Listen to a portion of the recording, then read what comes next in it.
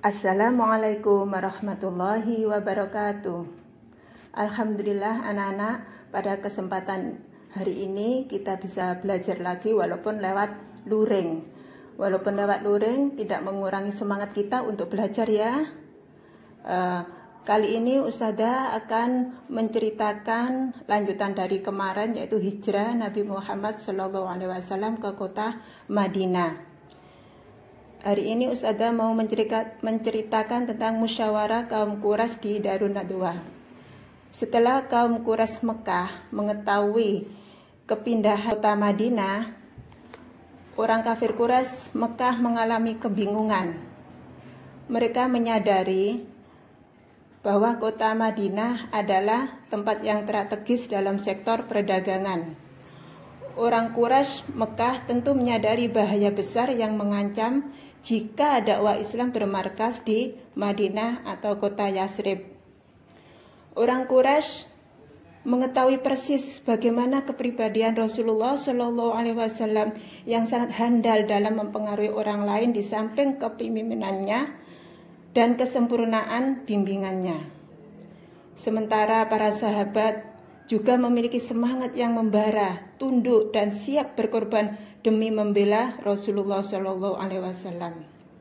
Di Madinah, suku Aus dan Khazraj juga sudah bersatu.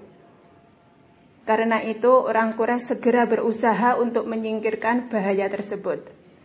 Mereka mengumumkan sayembara berhadiah 100 onta bagi siapa saja yang berhasil menyerahkan kepala Rasulullah SAW.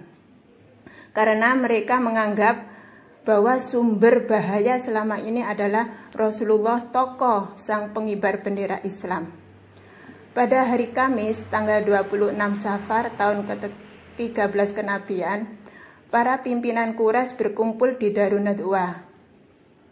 Di antaranya adalah Abu Jahal, Abu Lahab, Abu Sufyan bin Harb, Tumamah bin Adi, dan Utbah bin Rabi'ah. Mereka bermusyawarah untuk mencari cara menghadapi Rasulullah SAW.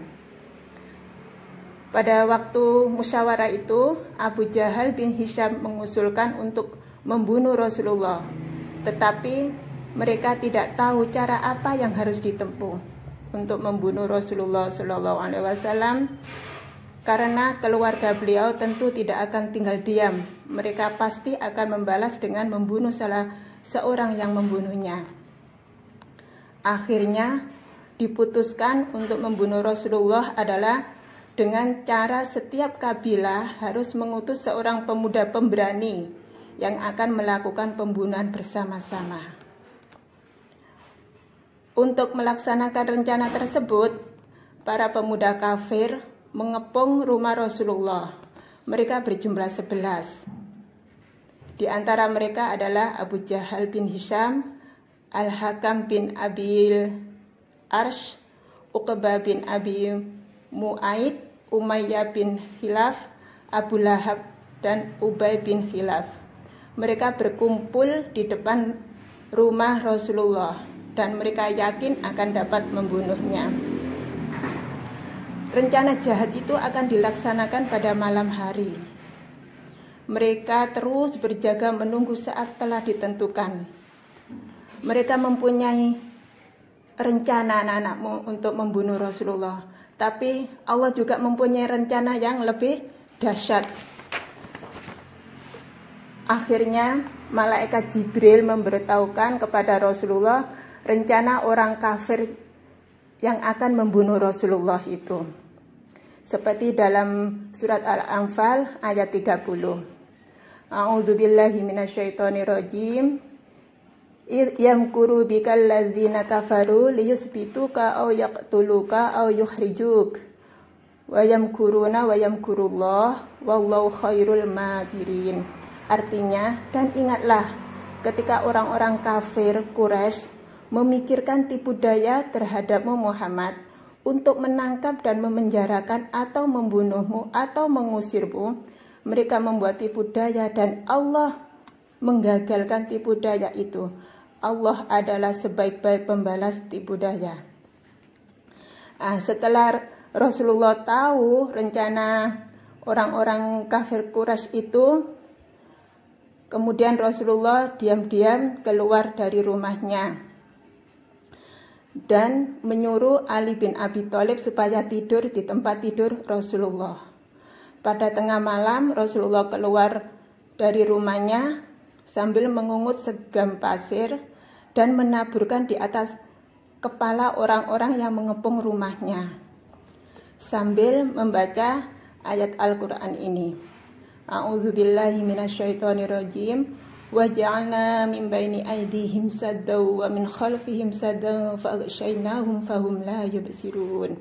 Artinya, dan kami jadikan di hadapan mereka sekat atau dinding dan di belakang juga sekat. Dan kami tutup mata mereka sehingga mereka tidak dapat melihatnya. Surat Yasin ayat 9. Kemudian Allah menimpakan rasa kantuk kepada mereka. Akhirnya mereka tertidur sehingga tidak mengetahui kalau Rasulullah itu sudah keluar dari rumahnya. Ketika pagi hari tiba, Ali bin Abi Thalib bangun. Mereka terkejut, mereka melihat Ali bin Abi Thalib. Karena mereka mengira yang tidur itu adalah Rasulullah karena mereka telah mengintip dari celah pintu. Ternyata yang tidur itu adalah Ali bin Abi Thalib. Akhirnya mereka segera mengepung Ali bin Abi Thalib lalu menanyakan keberadaan Rasulullah Shallallahu Alaihi Wasallam. Di mana Muhammad? Tanya mereka. Ali bin Abi Thalib menjawab, aku tidak tahu. Orang-orang kafir pun sangat marah dan merasa kehilangan jejak Rasulullah Shallallahu Alaihi Wasallam. Dengan demikian gagallah upaya orang-orang kafir untuk membunuh Rasulullah Shallallahu Alaihi Wasallam.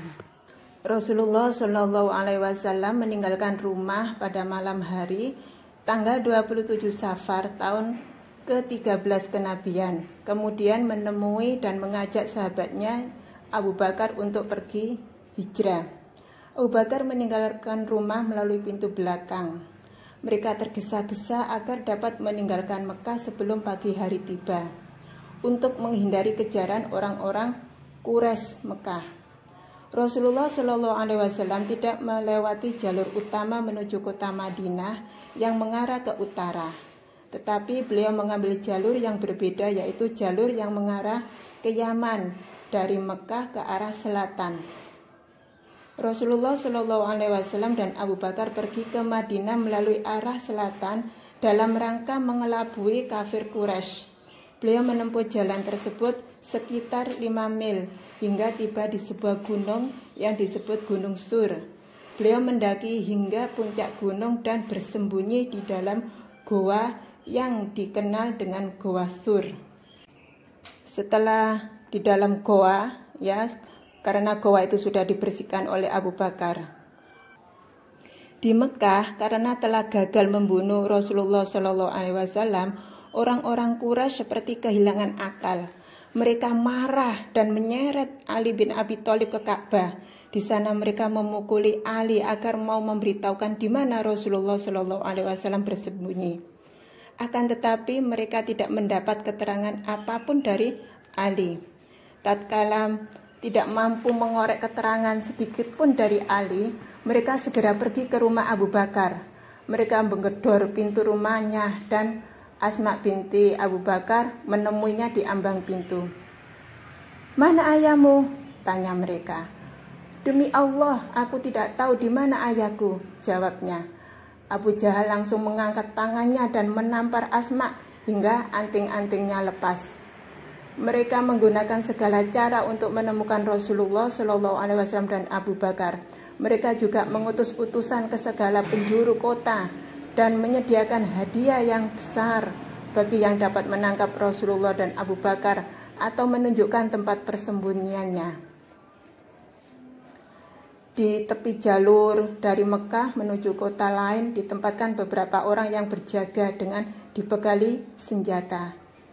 Setiap penunggang kuda, para pejalan kaki, dan para pencari jejak sibuk mencari Rasulullah. Tetapi tidak seorang pun yang dapat menangkap Rasulullah karena beliau berada di dalam Gua Sur bersama Abu Bakar. Sebenarnya di antara mereka ada yang sudah mendekati mulut gua, anak-anak. Ketika mendongak ke atas, Abu Bakar melihat kaki beberapa orang. Ia berkata, "Wahai Rasulullah, seandainya mereka melongokkan pandangannya, tentu mereka dapat melihat kita." Rasulullah SAW berkata, "Jangan bersedih wahai Abu Bakar, sesungguhnya Allah Subhanahu wa ta'ala bersama kita." Allah menunjukkan kekuasaannya, anak-anak, dengan menyuruh laba-laba membuat sarang di pintu masuk Gua Sur, sehingga orang-orang kafir tidak dapat menemukan Rasulullah SAW. Akhirnya orang-orang kafir Quraisy kembali, padahal jarak antara mereka dengan Rasulullah hanya tinggal beberapa langkah. Rasulullah SAW dan sahabatnya Abu Bakar bersembunyi selama 3 hari di dalam Gua Sur untuk menghindari kejaran-kejaran kaum kafir Quraisy. Demikian anak-anak pelajaran yang disampaikan Ustadzah pada kesempatan kali ini, yaitu tentang musyawarah orang-orang kafir di Darun Nadwa dan Abu Bakar bersama Rasulullah bermalam di Gua Sur. Mudah-mudahan membawa ilmu yang manfaat. Dan diakhiri sama Ustadzah, Assalamualaikum warahmatullahi wabarakatuh.